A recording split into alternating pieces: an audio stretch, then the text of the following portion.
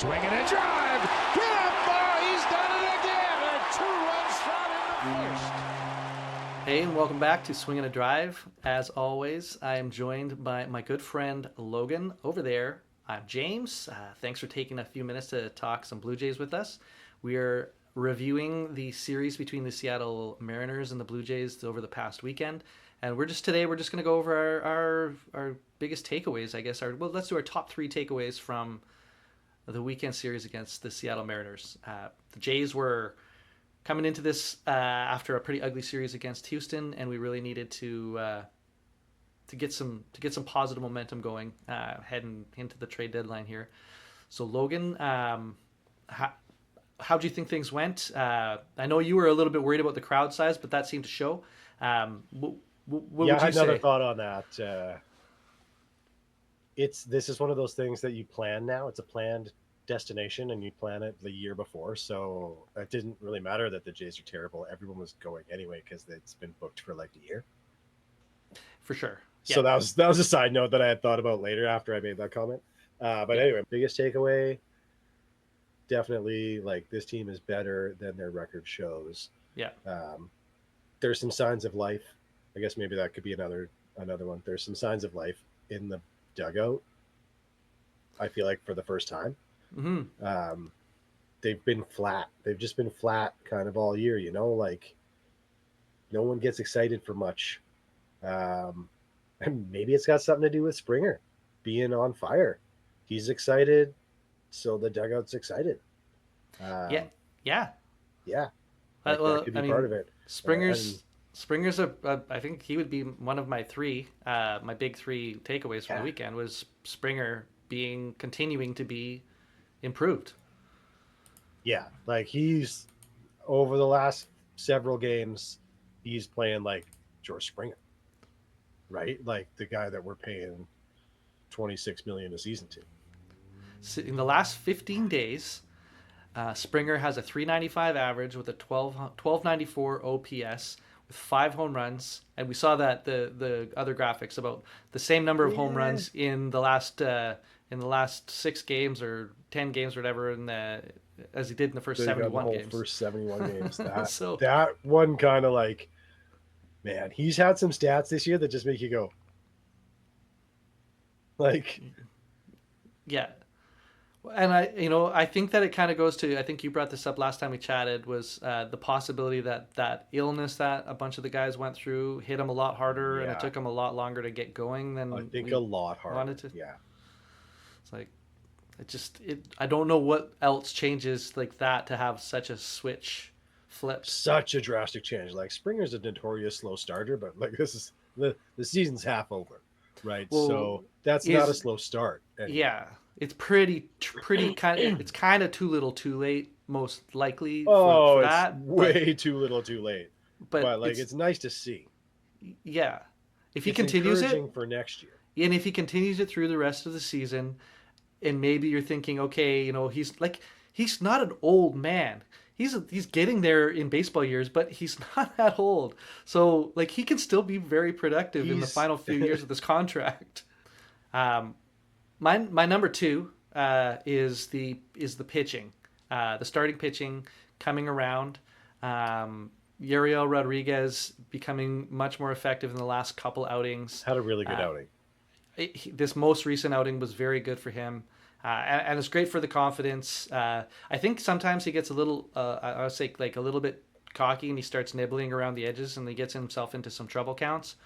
But he figured it out quite well this last time, and I got nothing. I'm very encouraged by going forward.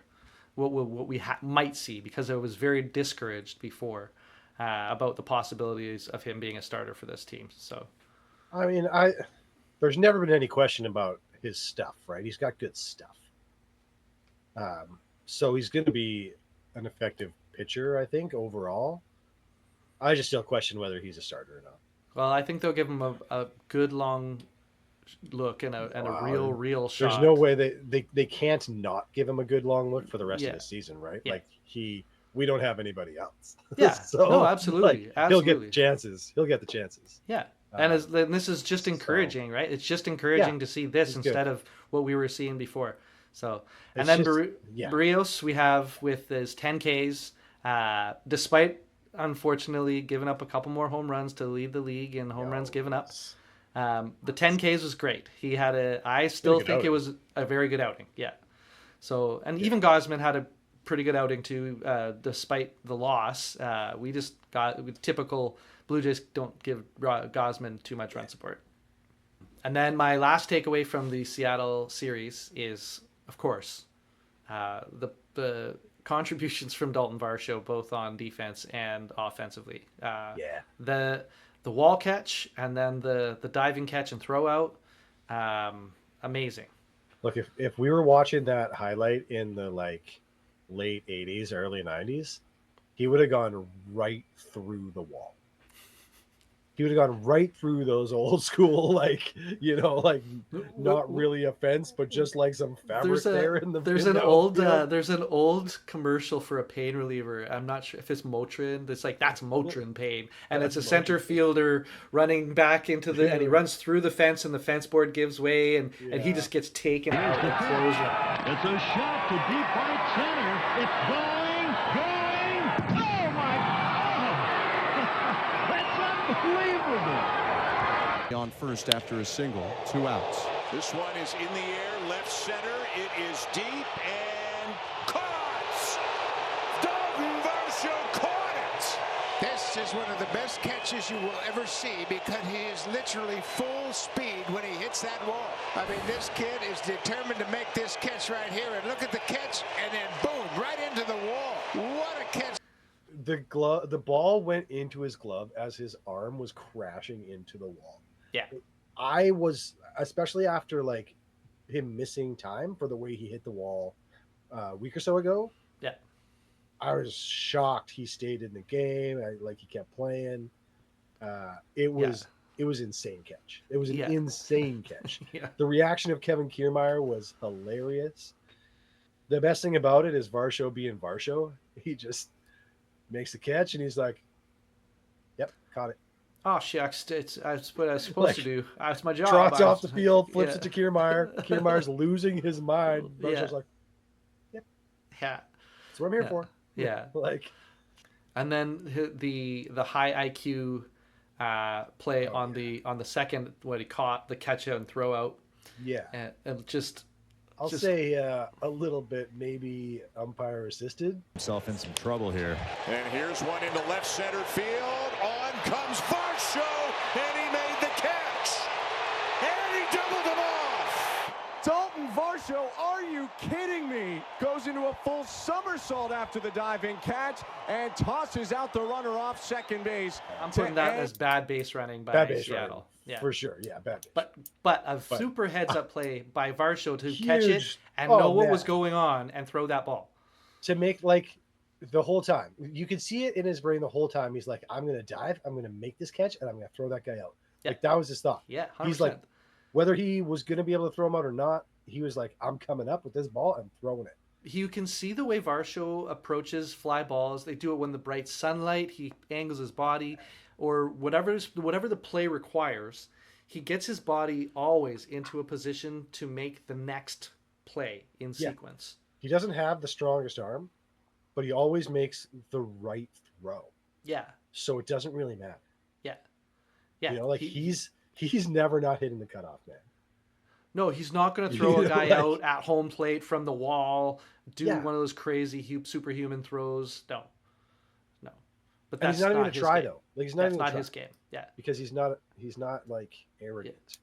And I'm not here for it. trying. I'm here for it. Just do your job. Throw to He the is guy you're like a supposed to throw team to. guy, Yeah. a through and through.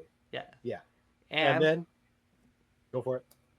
the hit, right? Like he's not having the offensive year, but boom. Rips one down the right field line to score the winning run. Went after it right away. 3-2 again. Base hit right field. Here comes Guerrero, and he will score. Varsho to second on the play. The Blue Jays have the lead. And because their outfield made a bad throw over the head of the cutoff man to go all the way home on a play that they weren't going to get Vladdy, Varsho standing on second just in case after that, right? So, yeah. I mean, we've talked about it a ton. We love the way that guy plays the game. And when he makes these highlight catches and contributes offensively, it's just so much better. I want him to. I really want him to figure out his contact numbers just a little bit more. And if he does that, he'll be a perennial all-star. Like, just if he figures out his contact numbers a little bit, he'll. I agree. I think like he's already all-star material. Like everyone says it. Schneider says it all the time. He's the best outfielder in baseball. There's no question. There's no question in my mind that he is the absolute best outfielder at catching baseballs in all of Major League Baseball. Yeah. Yeah. Like he is going 110% to get to everything. He doesn't care what's in his way, as we've seen. Doesn't matter if it's the wall. Doesn't matter what's in his way. It doesn't matter if it's 250 feet that he's got to get. Yeah. He's doing what he can to get to that ball. Yeah. So, love it. Yeah. Yeah. We are here for it. But and all around then, the whole series, it was just so refreshing. Every time we got into a kind of a negative situation where all year long things haven't been breaking the Blue Jays' way in the end, this series was kind of a bit of a chance to exhale a little bit. Say, hey, look, we got a couple breaks. Things went our way finally. I think they showed a little grit this weekend and a little fight too. Yeah, right. Yeah. I mean, they tried really hard to give up the 2 leads. Like they tried hard. They tried hard. The bullpen did everything they could to give up those leads, but they managed to not somehow. And